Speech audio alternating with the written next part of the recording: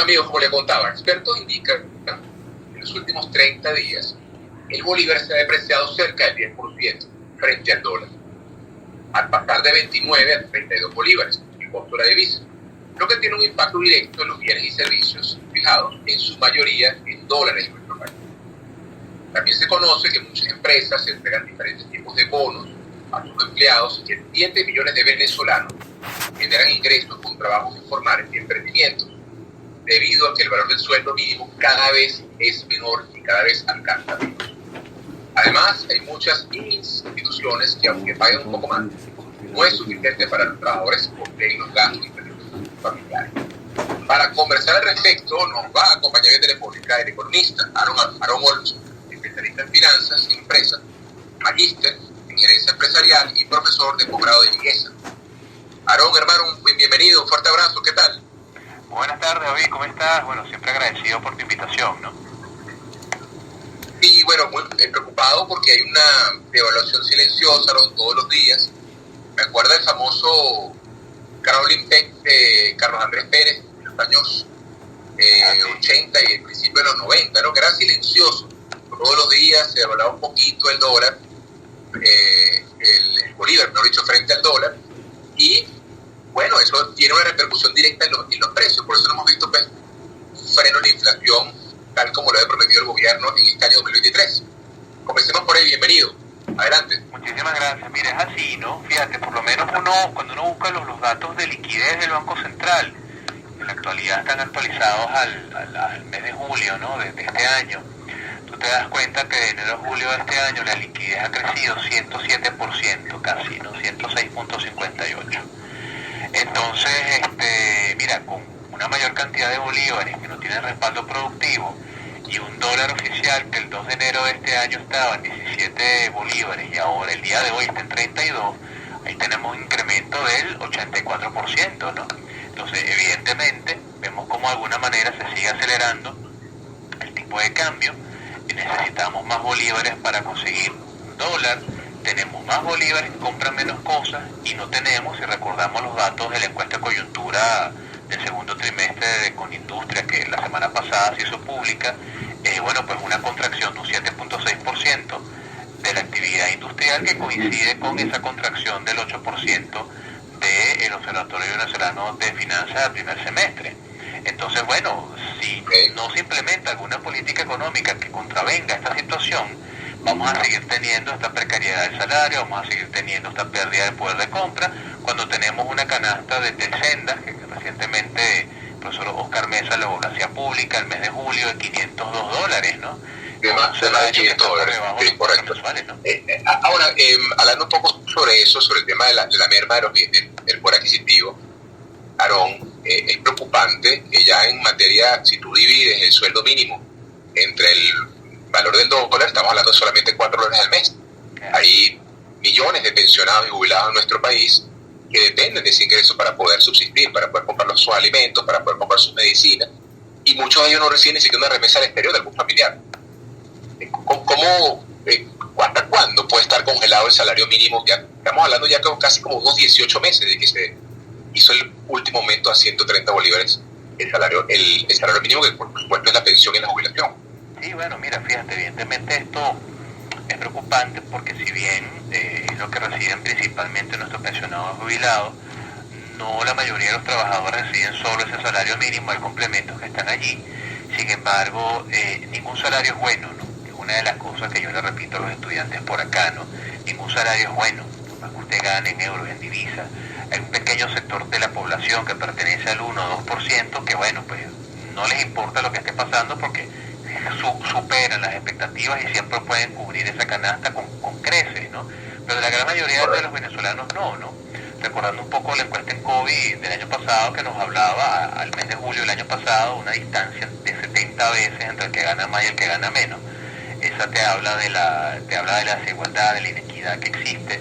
O sea, ¿hasta cuándo? Bueno, el Ejecutivo fijó esa cifra y espera que con los bonos que se están dando y las transferencias vía plataforma Patria, las bolsas, CLAP, las cajas y estas cosas que entregan a través de las comunidades y los entes públicos, pues la gente pueda mantenerse. Pero hay una realidad que está allí, que es el hecho de que ni siquiera eso es suficiente para hacerle frente a los requerimientos, y en el caso de los jubilados y pensionados, ninguna de esas cajas va con medicinas ni nada por el estilo, ¿no? Entonces el costo de los servicios, el costo de una cita médica, de unos exámenes, exceden siempre esa situación, y en los casos de los que no tienen la ayuda que venga del exterior vía remesa se hace mucho más complicado. Por eso tenemos una situación precaria desde el punto de vista de los hogares venezolanos. Claro, el mes pasado se nombró una nueva, o se eligió, mejor dicho, una nueva junta directiva de Fede Cámara, que está presidido, por cierto, por una persona que viene del sector industrial.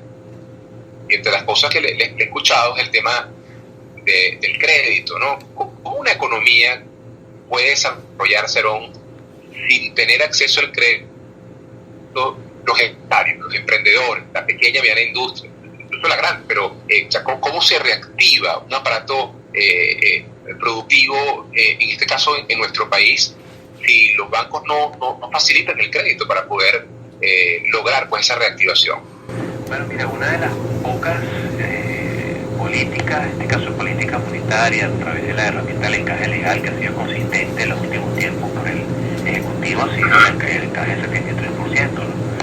Ese 73% deja un 27% solo de la liquidez para poder ser entregado vía créditos a emprendedores, consumidores, industriales, ¿no?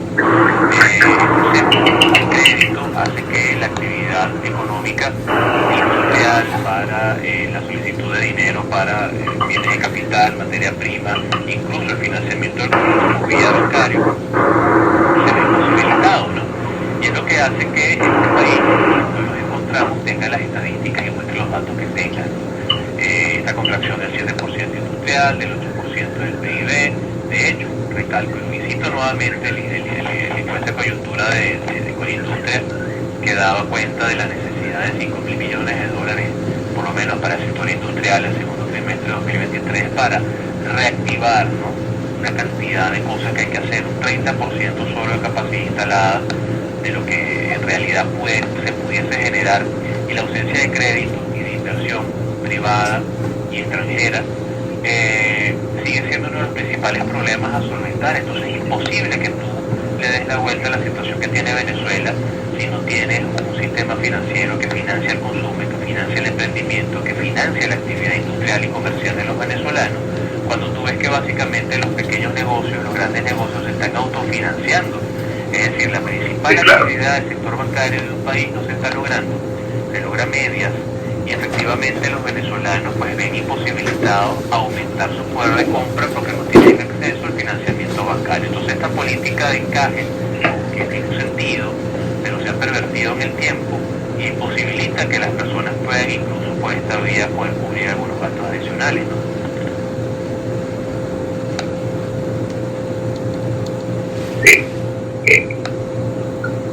Ahora, Aarón, el tema de las remesas. Leía un estudio, creo que se dice, que hablaba que las remesas más bien habían bajado en cuanto a porcentaje de la familia venezolana que recibía esa remesa, producto, me imagino, que de la pandemia, de la inflación mundial, etcétera. Está más complicado ahorita fuera del país poder producir para poder mandar acá a Venezuela. Entiendo que ni siquiera el 30% de las familias venezolanas reciben remesa. Antes era un poquito más. ¿Tienes información al respecto? Porque eso quizás es un respiro para la familia venezolana, ¿no? El tema de recibir algún apoyo de algún familiar fuera de nuestro país. Fíjate, casualmente acá en IESA estamos llevando un trabajo de grado, una participante de los posgrados que cogió pues el tema de la remesa y los medios alternativos de pago como plataformas digitales y crédito activo de Venezuela y desde Venezuela y hacia Venezuela, ¿no?, por parte de los migrantes. Y los resultados de este trabajo, que ya está en su fase final, son bien interesantes y tiene que ver mucho con lo que tú decías. Uno, la situación global. No todas las economías les está yendo bien y no todos los migrantes ganan lo suficiente para poder mandarle a sus padres, ¿no? Una persona que te puede ganar entre 1.200, 1.500 euros, por ejemplo, manda un tercio de eso al familiar en Venezuela, y eso, cuando llega al país, por vía de giros, pues vía bancaria, SWIFT, o inclusive por plataformas digitales alternativas, inclusive en cripto, cuando eso se cambia en Venezuela, dado el nivel de la aceleración de la inflación, el 398 interanual, el 100 y tanto acumulado, el 6 y tanto mensual, hace que inclusive eso se diluya en las manos, ¿no? porque la distorsión monetaria es muy elevada. Entonces, la propia situación económica que están viviendo los familiares en el extranjero, que muchos están irregulares, otros ya tienen su estatus transitorio, otros ya están legales, están trabajando, algunos inclusive iniciaron vida nueva, familia, hijos, ¿no? Con todo lo que eso implica a nivel de costos, gastos, bueno, los montos no son los mismos, ¿no? Y si mandaban 100, ahora mandan 50, y si mandaban 50, ahora mandan 20. Y el tema con esto es que en muchos casos es insuficiente. Es un dinero con el que no se ha contado, porque entonces que tendríamos que hablar de ingreso familiar, el ingreso del papá, la mamá, el hijo mayor, los abuelos que están en la casa con la pensión, más lo que puede llegar del hermano que se fue a otro país. Todo eso conforma ese ingreso familiar, a duras penas en algunos casos llegan a cubrir esos $502 que nos dice el presupuesto de senda de la canasta, ¿no? Pero se hace más complicado porque tan difícil está Venezuela como puede estar también para otras personas afuera el seguir manteniendo los montos. Siempre mandan algo, pero con el paso del tiempo esa frecuencia en algunos casos se ha ralentizado y los montos han comenzado a caer. Cambiamos de tema radicalmente, hablemos sobre el caso argentino. Este candidato de extrema derecha, que fue la sorpresa, el batacazo en la primera vuelta, en las primarias argentinas, bueno, promete dar un viraje 180 grados en la conducción económica de nuestros hermanos argentinos, una economía que está sufriendo mucho, una alta tasa de inflación, una desconfianza absoluta en la moneda. Bueno, coméntanos un poco sobre eso, ¿no? Porque también pudiese en Ecuador ocurrir lo mismo, ¿no? Hay un presidente de la derecha ahorita, pero pareciera ser que la candidata de la izquierda, entre comillas izquierda, de Correa, pudiese tener dificultades para poder imponerse en la segunda vuelta contra Noboa, ¿no? Hay como no sé si será una ola en Sudamérica. Quiero escuchar tu opinión. Bueno, a nivel político, bueno, el continente está cambiando luego de varios años de gestión económica, política y social de izquierda. Pues en algunos países que están en procesos de elección están tratando de generar transiciones, ¿no?, hacia unas visiones distintas, algunas más radicales que otras, como por ejemplo el caso de Javier Milei, con la propuesta de eliminar el Banco Central en el país, eliminar el peso y dolarizar. Todo esto que de alguna manera, pues, en algunos países ha funcionado, ¿no? Guatemala, el Ecuador, Panamá, ¿sí? La propia decisión de El Salvador. El tema con esto es que, bueno, si bien es una postura que de manera radical estaría dejando fuera uno de los grandes problemas del sistema monetario, bueno, también tiene el otro lado de la moneda, que es el aspecto de la ausencia de lo que es la emisión, ¿no? El Banco Central se vería reducido a una institución que tendría que velar básicamente por el circulante, ¿no?, por la cantidad de divisas en el sistema, bueno, y teniendo una actividad económica vinculada principalmente a la moneda y evidentemente al destino de la economía del ente emisor de ese país, ¿no? La propuesta de Milei a nivel de las escuelas de pensamiento, para algunas escuelas de pensamiento no es, ¿cómo se llama?, traía los cabellos, más bien para algunas posturas y líneas de pensamiento económico, la propia ausencia de autonomía de los bancos centrales es la que ha generado buena parte de los problemas en nuestros países, al permitir el déficit fiscal, la emisión de liquidez y respaldo productivo, y lejos de ser un instrumento o un órgano importante para regular y combatir los problemas, más bien se convierte en uno que lo fomenta, ¿no? Y desde ese punto de vista la fundamentación de estas posturas tan radicales en algunos casos, ¿no? También hay posturas en las cuales pudiesen, como un banco central, pero devolviendo a nivel institucional y a nivel técnico su autonomía, pudiese de alguna manera generar transiciones. Esto no es algo que se logra en cosa de 2 días o 30 días, como dice por ahí algún candidato a la primaria, sino es algo que toma meses, incluso años, ¿no?, el poder instaurar una situación como esta.